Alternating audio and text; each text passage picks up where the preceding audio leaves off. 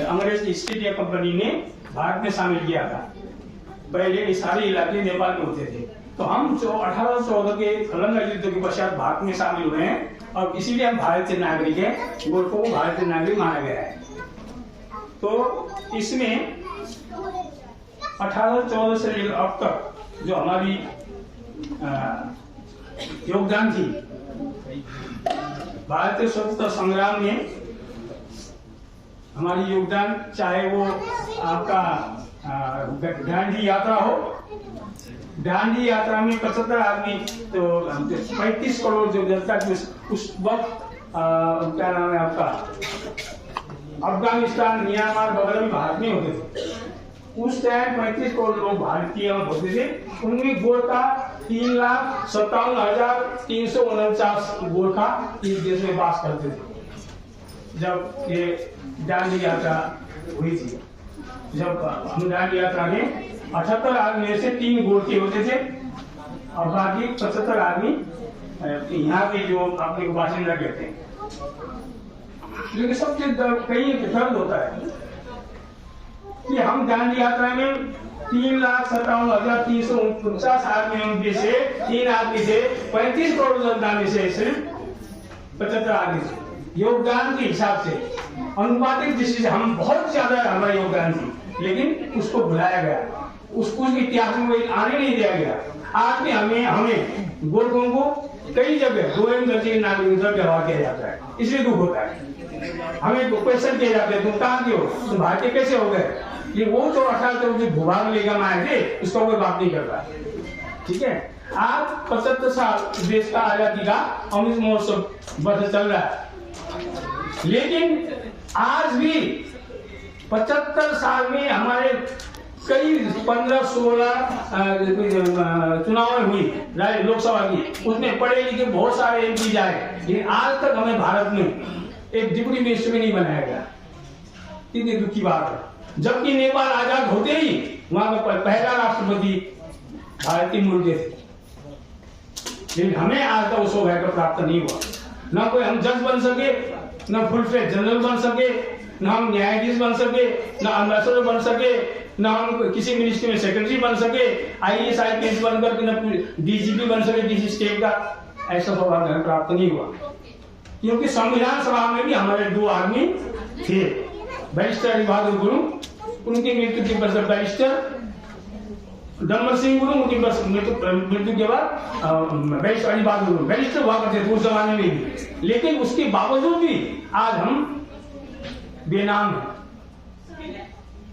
इसलिए कहीं ना कहीं दुख भी मन में है कि भारतीय संविधान को सर्वोपरि अगर सबसे ज्यादा सर्वोपरि मानता हो, इसलिए अपनी मातृभूमि मानता हो, तो गोरखों के अलावा शायद ही कोई होगा।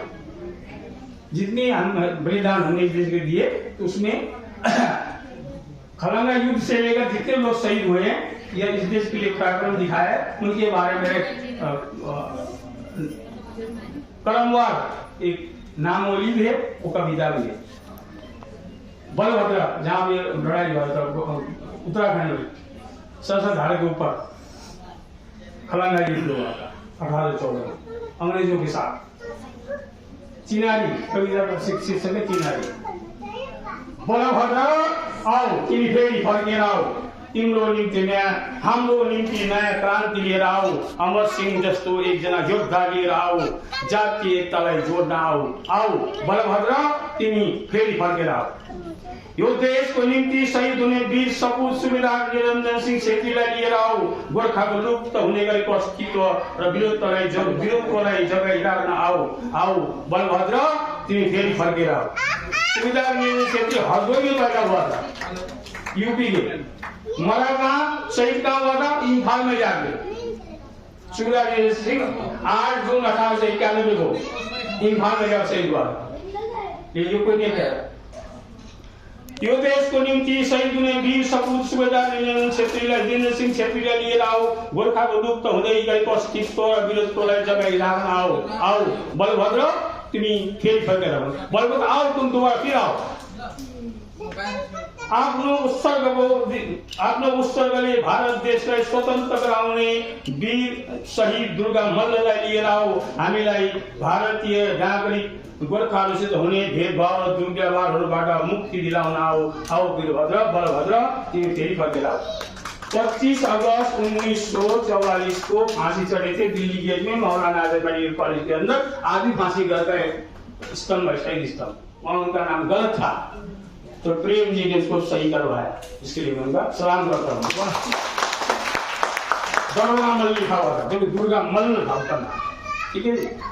आफ्नो उत्सर्गले भारत देशलाई स्वतन्त्र गराउने शहीद दुर्गा मल्ललाई लिएर आओ, हामी भारतीय नागरिक गोर्खाहरूसित हुने भेदभाव र दुर्व्यवहारबाट मुक्ति दिलाउन आओ। जो हमें दिन प्रतिदिन हमारे साथ दुर्व्यवहार होती है, उससे बचाने के लिए तो तुम फिर आओ।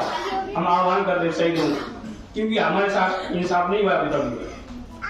आफ्नो उत्सर्गले भारत देशलाई स्वतन्त्र गराउने शहीद दुर्गा मल्ललाई लिएर आओ, हामी भारतीय नागरिक गोर्खाहरूसित हुने भेदभाव र दुर्व्यवहारबाट मुक्ति दिलाउन आओ।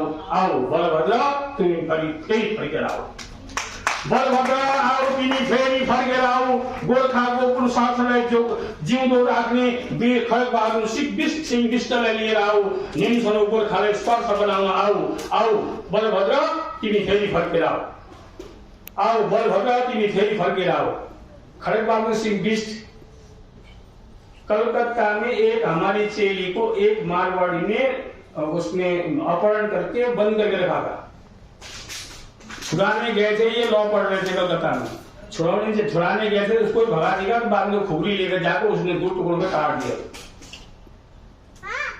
हीरालाल करके नाम था, उसको काट दिया, तो उसको जेल हुई। तो 1932 का जो लाहौर अधिवेशन में जो कांग्रेस ने प्रस्ताव पारित किया, गोरखा अपने मान सम्मान के लिए जीते हैं, उसकी जब दूसरों के लिए लड़ते हैं, तन मन धन से लड़ते हैं, तो अपनी बहन जाति की कब्जा में हो, उसको छुड़ाने के लिए उसकी हत्या की, कौन सी बड़ी बात है? इधर उनका प्राकृत जाती है, इनको माफी मिलनी चाहिए, तो अंग्रेजों ने इसको माफ कर दिया, उसको फांसी नहीं मिली। बलभद्र आओ तिमी फेरि फर्केर आओ। गोर्खाको पुरुषार्थलाई जिउँदो राख्ने वीर खड्ग बहादुर सिंह विष्ट लिएर आओ, निम्सनो गोर्खालाई समर्थ बनाउन आओ, अनि गोर्खाको समर्थ बनाउने आओ। बलभद्र आओ तिमी फेरि फर्केर आओ। ती अदम्य साहसी बाल शहीदहरू सावित्री छेत्रीले इन्द्रेणी थापालाई लिएर आओ, गोर्खाको सुतेको आत्मालाई फेरि जगाउन आओ। आओ बलभद्र तिमी फेरि फर्केर आओ। 9 साल के और 11 साल के 2 बच्चे हुए, सावित्री छेत्री और इंद्रेणी थापा। मिजोरम में नेताजी को मारने के लिए जो अंग्रेजों ने जो किया था, साजिश की थी, नेताजी को बचाने के लिए 2 बच्चों ने शरीर में डायनामाइट बांध के उनके टैंक के अंदर घुस गए। 2 बच्चियां वो विकसित हो गए, वो शहीद हो गई, लेकिन नेताजी को नहीं पकड़ में आने दिया, उनके कब्जे में आने दिया, कोई याद नहीं करता। बलभद्र आओ तिमी फेरि फर्केर आओ। ती अदम्य साहसी बाल शहीदहरू सावित्री छेत्रीले इन्द्रेणी थापालाई लिएर आओ, गोर्खाको सुतेको आत्मालाई फेरि जगाउन आओ। आओ बलभद्र तिमी फेरि फर्केर आओ। बलभद्र आओ तिमी फेरि फर्केर आओ। स्वाभिमानी सहित कप्तान दलबहादुर थापालाई साथ लिएर आओ, आफ्नो जातीय सम्मानलाई बचाउन आओ। बलभद्र आओ तिमी फेरि फर्केर आओ। विश्व विजेता गोर्खाको मर्यादालाई बचाइराख्न आओ, आफ्नो चिनारीलाई जोगाइराख्न आओ, फेरि फर्केर आओ। बलभद्र आओ तिमी फेरि फर्केर आओ। बलभद्र आओ तिमी फेरि फर्केर आओ।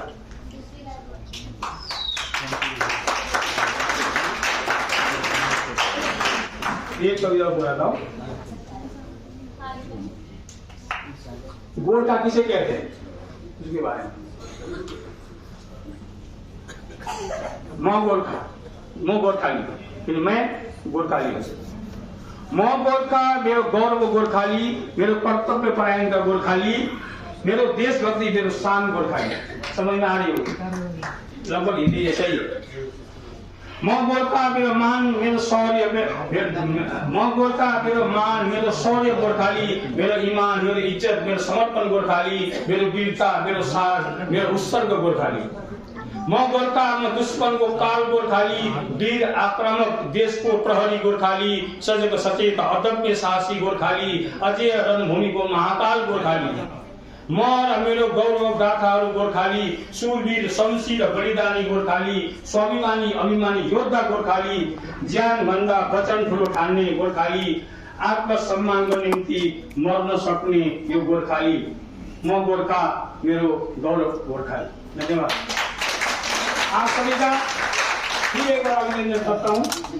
भविष्य में आप लोगों के सानिध्य में इस कार्य करने मौका है, आप लोग अभी भी आप लोग आए और का स्वभाव बनाए, ऐसा फिर बार बार हो, मुलाकातें हो, इस तरह की भारत को जोड़ने का हम काम कर सके, देश को मजबूत बनाने का काम कर सके, ये मेरी आशा है। भाई से आप सबको धन्यवाद, नमस्कार, जय हिंद, जय भारत, जय गुरु।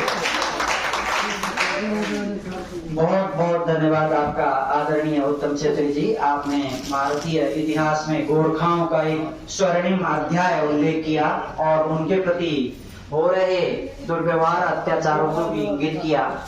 हम उम्मीद करते हैं कि आपकी ये आवाज हमारे उद्धार का कार्य करेगी। अब मैं आदरणीय संस्था के अध्यक्ष श्री नारायण श्रेष्ठ जी से अनुमति पूर्वक धन्यवाद ज्ञापन के लिए, इस कार्यक्रम के अवसान के लिए बस 5 मिनट की और के लिए हम चाहते हैं कि सारे कवियों के साथ संस्था के समस्त अधिकारियों की फोटो बस हो, ताकि जितने भी अब तक उपस्थित हैं उनके हो जाए। प्रेम छेत्री जी का इस मंच पर आह्वान करता हूँ, बिना लाग लपेट के, बिना परिचय के, आपका परिचय अब तक हो। इस कार्य के आज के प्रोग्राम के अध्यक्ष उत्तम छेत्री जी, अनुशोधन ट्रस्ट के अध्यक्ष नारायण श्रेष्ठ जी के बारे में मैं 2 शब्द बोलना चाहूंगा। जितने भी लोग हैं, इन्होंने ये जो संगठन है वेरी फर्स्ट डे इन्होंने ये शुरू करवाया था। हम लोग करीबन भारत वर्ष से 21 लोग मिलके, और साइलेंट वर्कर है। हमेशा ना हम लोग जब प्रोग्राम करते हैं तो आप लोग जो रेगुलर हमारे प्रोग्राम में आते हैं उनको पता होगा कि दाई हमेशा कहीं ना कहीं मंच में न रह के इधर उधर व्यवस्था में लगते हैं, इसलिए लोगों को पता नहीं चल पाता है कि अध्यक्ष कौन है। ये हमारे प्रेरणा स्रोत हैं, हमारे गाइड हैं, और इस संगठन में जब भी मुसीबत आन पड़ी है, ये एक स्तंभ की तरह खड़ा होकर हमारे लिए ऊर्जा का जब प्रेरणा देते रहे। तो ऐसे अध्यक्ष पाके मैं गौरवान्वित हूँ। मैं इनके लिए आप लोगों से जोरदार ताली का आह्वान करता हूँ, और मैं चाहता हूँ कि दाई मेरे साथ आके मेरे बगल में खड़ा रहे। कभी भी अभी आपने देखा होगा इनको जब यहाँ बैठाया था शुरू में, तो वो इधर आ गए थे। मैंने फिर कहा नहीं दाई आप इधर जाइए, तो इनके लिए जोरदार ताली का स्वागत करें।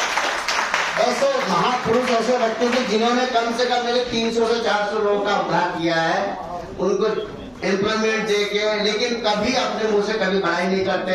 अगर हम कहना चाहते हैं कुछ कहा गए, फिर चले गए यहाँ। तो जो चाहते नहीं कि इनके बारे में कुछ कहे, लेकिन मैं तो मेरा फर्ज बना के 2 शब्द इनके बारे में जरूर बोलूं, और आपको पता भी होना चाहिए।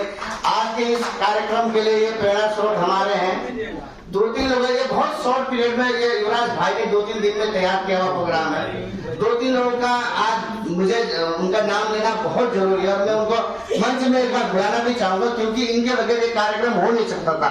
मैं दिखा देता क्योंकि मैं भागता रहता हूँ इधर उधर, लोग कहते यही होगा, लेकिन मैं नहीं हूँ, मेन यही है। और इसके साथ हमारे कार्यकारी अध्यक्ष शिवलाल जोली जी